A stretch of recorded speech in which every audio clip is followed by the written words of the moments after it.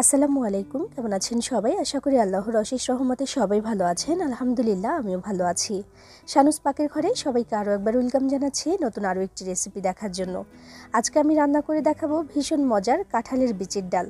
না, কোনো ডাল দিয়ে রান্না করব না, এটা শুধুমাত্র কাঁঠালের বিচি দিয়ে ডালটা রান্না করে দেখাবো। চাইলে এটাকে কাঁঠালের বিচির স্যুপও বলতে পারেন, তবে প্রক্রিয়াটা পুরোই ডালের মতো, আর খেতেও কিন্তু অসাধারণ হয়। গরম ভাতের সাথে এমন ডাল হলে কিন্তু আর কোনো কিছুরও প্রয়োজন হয় না। আর এটা রান্না করাটা একেবারেই সহজ, একটু ভিন্ন স্টাইলে রান্না করতে হয়।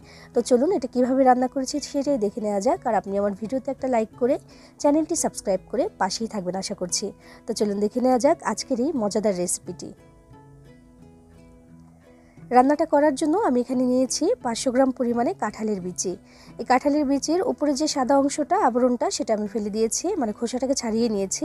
তবে এই লাল আবরণটা আমি ফেলে দিইনি। কেউ চাইলে এটাকে আগে থেকে ঘষে এই লাল আবরণটা ছাড়িয়ে নিতে পারেন, তবে আমি সেটা করছি না। আমি প্রথমে এটাকে সেদ্ধ করব, তারপর এটা যখন সেদ্ধ করার পরে ধুয়ে নেব, তখন এটাকে মানে খোসাটাকে আমি ছাড়িয়ে নেব।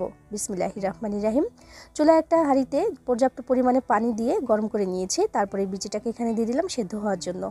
তো বিচিটা কিন্তু আগে থেকে ধুয়ে রেখেছি আমি, তো এখানে দিয়ে দিলাম সেদ্ধ হওয়ার জন্য। সেদ্ধ হওয়ার পরেও আবার ধুয়ে নিতে হবে।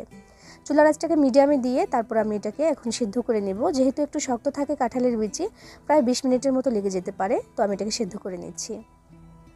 পুরোপুরি যখন সেদ্ধ হয়ে গেছে কাঁঠালের বিচিটা, তখন আমি চুলার আঁচটাকে বন্ধ করে দিয়েছি। আর পানির কালারটা দেখে বুঝতে পারছেন যে কতটা পরিমাণে কষ থাকে এই কাঁঠালের বিচিতে।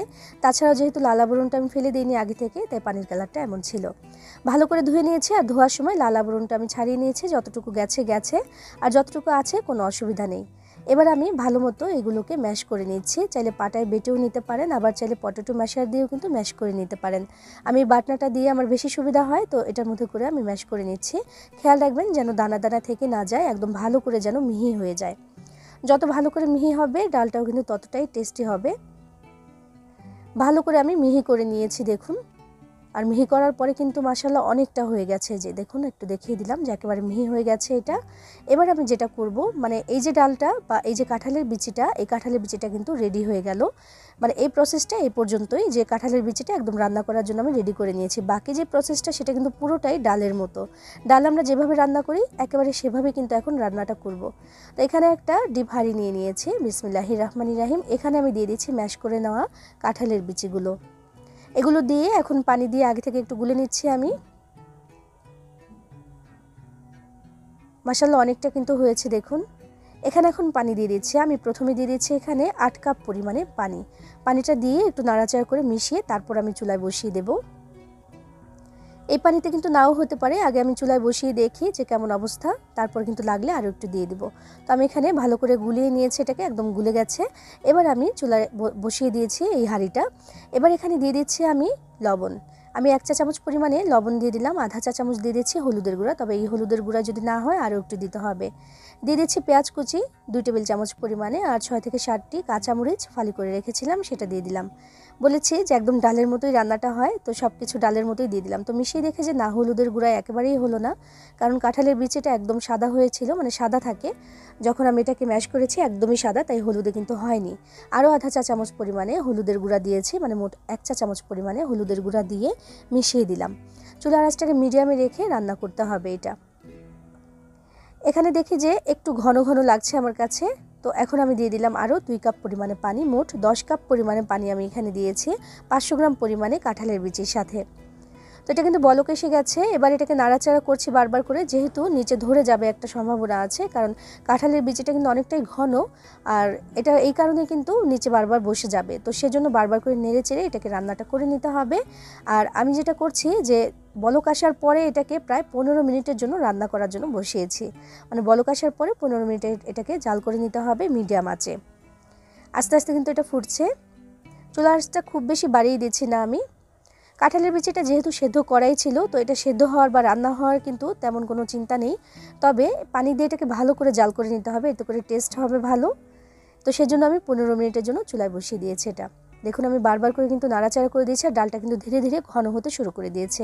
আমি এটাকে খুব বেশি ঘনও করব না, আবার একেবারে পাতলাও করব না।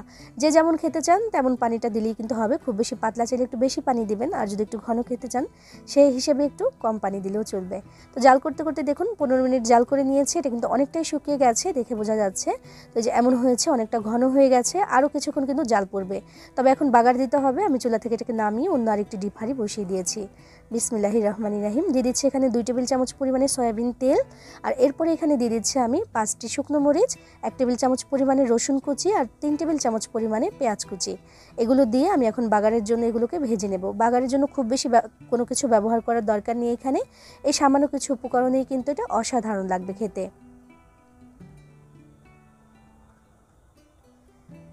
খেয়াল রাখতে হবে বাগারের পেঁয়াজ রসুনটা যেন পুড়ে না যায়, কারণ বাগারের মানে ডালের যেটা হয় যে বাগারের পেঁয়াজ রসুন পুড়ে গেলে কিন্তু পুরো ডালটাই খেতে খারাপ হয়ে যায়। তো সেজন্য ভালো মতো একটু দেখে শুনে এটাকে ভেজে নিতে হবে, যে এমন লাল লাল করে। যখন এমন ভাজা হয়ে যাবে চুলার আঁচটাকে একটু কমিয়ে দিয়ে আমি ডালটা সরাসরি এখানে দিয়ে দিচ্ছি। বিসমিল্লাহির রহমানির রহিম।